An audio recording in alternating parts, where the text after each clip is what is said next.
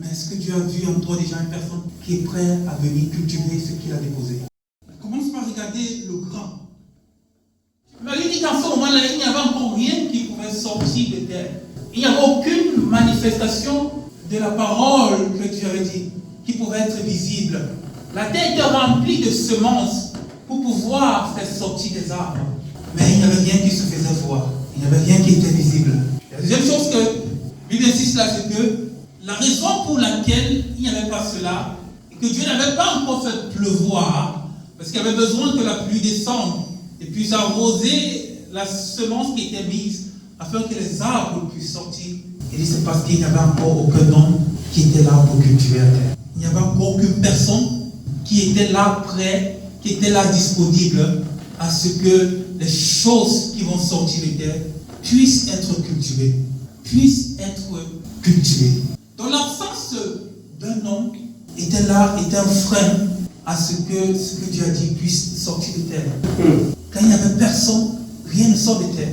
C'est la raison pour laquelle, sans que l'homme soit là pour pratiquer et pour marcher selon ce que Dieu dit, les paroles peuvent sortir, les choses peuvent être dites, les promesses de Dieu peuvent être données. Mais quand il n'y a pas de homme qui est là après pour cultiver cela, ça veut dire dans le processus de cultivation, c'est un processus qui va demander des efforts. Remuer la terre, retourner ce qui est là, mettre les sillons pour ceux qui ont parfois veulent faire l'agriculture. Il y avait besoin, il y a un moment où il va falloir venir cueillir les fruits. Il y a un moment où il va falloir venir tailler un peu de l'arbre. La vie qu'il n'y avait aucun homme. Parce que Dieu n'avait pas encore vu une personne qui était prête à manager ce qu'il avait mis déjà. Il a dit, je ferai d'abord les choses. Je ne laisse pas juste qu'il y ait un désordre, un tohu-bohu de ce qui se produit là. Mais il faut qu'il y ait des hommes, des femmes qui sont là et disponibles à venir cultiver les choses que j'ai placées, à venir pour entretenir les choses que j'ai mises. Et ça, c'est la raison pour laquelle est-ce que nous sommes là. Les raisons pour lesquelles nous sommes là. Ça fait que ce que Dieu a déposé ne soit pas en vain.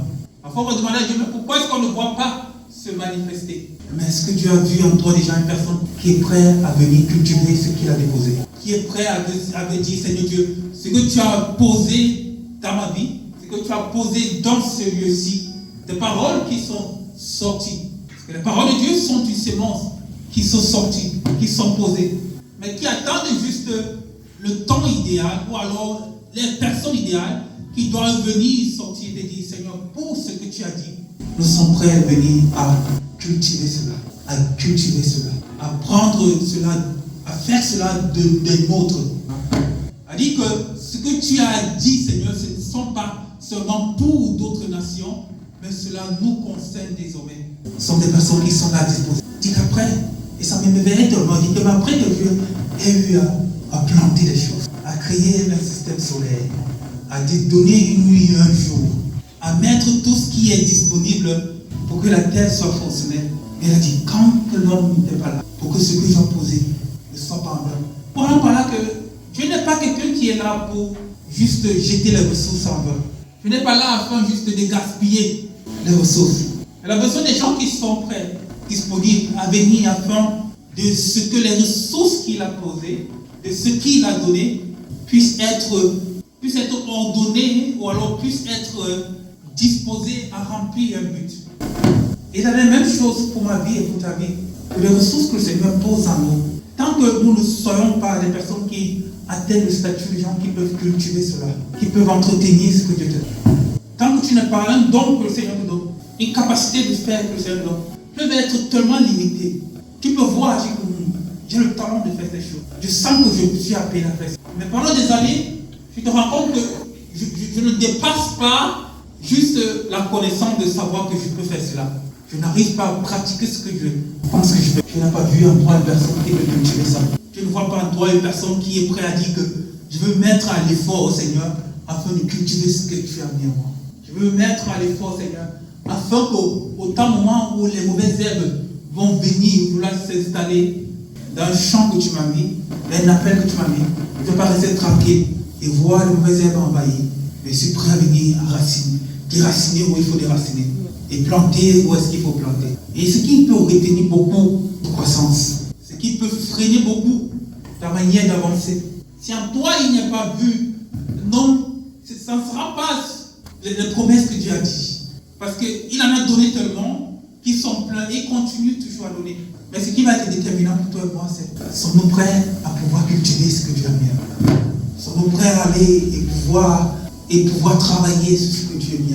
Sommes-nous prêts à pouvoir être les gens qui vont aller investir le temps, aller investir l'argent, aller investir tout ce que nous en possédons pour pouvoir prendre soin de ce que c'est nous donne. Parce que c'est ça cultiver. Cultiver, c'est un art de prendre soin de ce que tu as. Tu ne vas même pas, au début, tu vas demander, mais pourquoi est-ce qu'il va au champ chaque jour? Il ne voit rien qu'il gagne. Il rentre chaque jour étant sale et fatigué. Il fait les efforts, mais il ne voit pas ce que ça produit. Et c'est comme ça le début. Tu arroses, mais tu as l'impression de ne pas voir la plante qui est en train de grandir. Ah, c'est un moment où tu es en train de cultiver. C'est un moment où tu es en train de cultiver. Je dis que celui-là qui sème avec des pleurs moissonne avec de la joie. Mais ça commence par les pleurs. Pendant le moment où tu es en train de s'aimer. Ça commence par les pleurs. Pendant le moment où tu es en train de cultiver. Ça va être dur de prendre une discipline dans ta vie de prière. Ou de dire, je vais cultiver une vie de prière. Je vais cultiver une vie de prière. Ou à un moment fixe que j'ai donné à Dieu, je vais cultiver ce temps-là. De ce que toute autre chose ne sera pas important pour moi à cette heure-là. Ce sera seulement ta présence. Ça va être un moment dur à faire. Les pleurs vont être par là. Les persécutions vont être dans là. Où tu vas lutter contre d'abord ta propre chair. Parce qu'elle est habituée à autre chose. Elle est habituée qu'à cette heure-là, c'est là où tu aimes dormir. Elle est habituée qu'à l'heure-là, c'est là où tu aimes bien manger. Mais il dit, Dieu n'a pas fait produire des arbres. Il n'a pas fait sortir de cette terre-là des arbres parce qu'il n'y avait pas encore un homme qui était là avec cultiver cela. Ça ne sera jamais ce que toi, ce que Dieu, ça ne va pas dépendre des capacités que tu as données. Mais ça va dépendre de ce que tu fais de cela. Comment est-ce que tu viens de cultiver une vie de méditation? Ce sont des choses à faire. Ce sont des choses dans lesquelles est-ce que nous rencontrons des blocages et des difficultés. Et c'est là où la grosse pleure est là. À cultiver un engagement que tu prends dans le service de Dieu. À cultiver un engagement que tu prends. Dis Seigneur, je me suis engagé à faire des choses dans ta maison. Et je cultive cela. Parce qu'au moment où tu vas vouloir chanter, au moment où tu vas vouloir servir Dieu, c'est ce moment-là où d'autres préoccupations vont venir.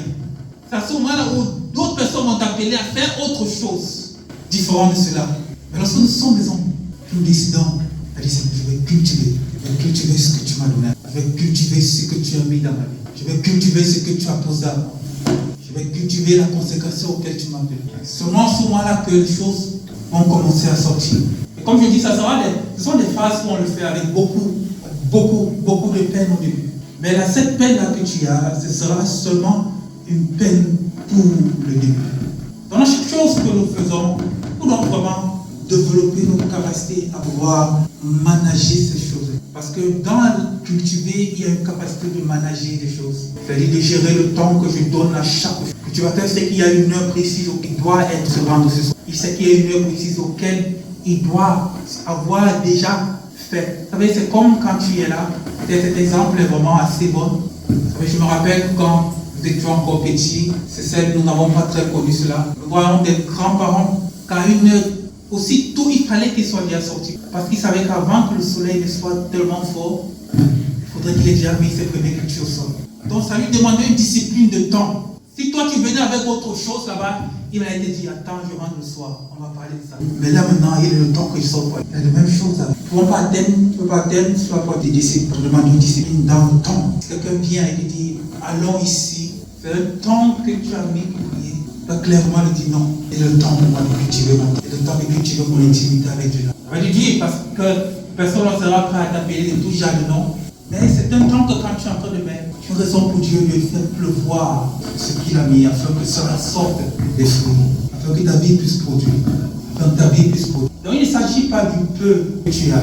Avant on voit dire que mais tu as un peu de choses, tu n'es pas assez. À d'autres personnes, une maison de grands, d'autres personnes ont des grandes maisons, d'autres personnes ont des grands appels, d'autres personnes ont des. Vous savez, il n'y a personne qui a commencé à diriger 1000 personnes, tu n'as pas commencé à diriger 1, 2, 3, 4, 10 personnes. Parce que si on te pose jour au lendemain, toi qui étais seul, incapable même de diriger ta propre vie, et on te pose à diriger 1000 personnes, tu vas échouer. Tu vas échouer. C'est une formule pour toi pour être traumatisé. La raison pour laquelle Dieu va commencer à te montrer le peu que tu vois. Parce qu'à chaque fois que Dieu va te demander de regarder, il va dire regarde, qu'est-ce que tu vois? Je me rappelle une fois, je décrivais cela. Vous savez, si, peut-être je vais prendre l'exemple, moi je dis que toi qui regardes en avant ici, si tu demandes de décrire, qu'est-ce que tu vois? Tu vois, qu'est-ce que tu vas dire? Voilà. Voilà. Daniela, si tu regardes devant, qu'est-ce que tu vois? Tu vois. Peut-être le pasteur, si tu regardes devant, qu'est-ce que tu vois? Après. Marc, si tu regardes devant, qu'est-ce que tu vois? Comment vous me voyez tous? Amen. Ouais. Et c'est ça que Dieu fait. Il dit, regarde. Hein? Regarde. Qu'est-ce que tu vois? Généralement, tu vas voir des choses qui vont attirer ton regard pour la première fois. Plusieurs regardaient au m'ont vu. Mais Daniel a regardé, elle a vu le micro. Parce qu'ici devant, il n'y a pas que moi, il n'y a pas que le micro, mais il y a le rideau également qui est là. Il y a le baffle qui est là. Il y a le cran qui est là. Il y a même aussi le Heizung qui est là. Hein? Donc, ça ne va pas dépendre de ce qui est là, mais ce que tu peux voir. Amen. On dit qu'au début, notre vision sera parfois limitée. Parce que nous allons la fixer seulement sur une chose. Mais Dieu a donné plus que ce que tu vois. C'est-à-dire que plus que ce que tu peux voir dans ta vie, Dieu t'a donné plus grand que cela. Mais au début, ta vision est limitée seulement à ce que tu es en train de voir pour l'instant. Et ça t'empêche de voir les plus grandes choses qui sont là. Mais cela va commencer quand tu vas fixer ton regard sur ces petites choses que tu vois là. Cultiver cela. Quand tu vas cultiver cela, tu vas voir que c'est encore grand. Tu continues à cultiver. Tu regardes, c'est encore grand. Et tu continues à cultiver. Tu regardes, c'est encore grand. Ce qui va faire que quand tu vas commencer à prier, tu vas commencer à 30 minutes. Wow, tu as cultivé 30 minutes. C'est encore grand. Tu vas continuer, tu vas pouvoir cultiver 1 heure de temps. Tu vas voir, wow, c'est encore grand. Tu vas pouvoir être capable de cultiver 2 heures de temps. Tu vas voir, c'est encore possible d'aller au-delà de 2 heures de temps. Personne n'a commencé à avoir une vie constante de prier en priant 2 heures de temps. Beaucoup ont commencé avec 30 minutes, 1 heure de temps. Mais quand il a cultivé cela, il a dit, Dieu me donne la capacité d'aller plus que ça. Dieu me donne la capacité d'aller au-delà de cela. Dans le peu qui est que tu vois déjà, cultive cela. Commence par regarder le grand. Tu vas arriver au grand quand tu vas commencer à cultiver le peu que tu es. Et souvent, c'est la manière dont nous nous embrouillons. Nous commençons à vouloir déjà des grandes choses.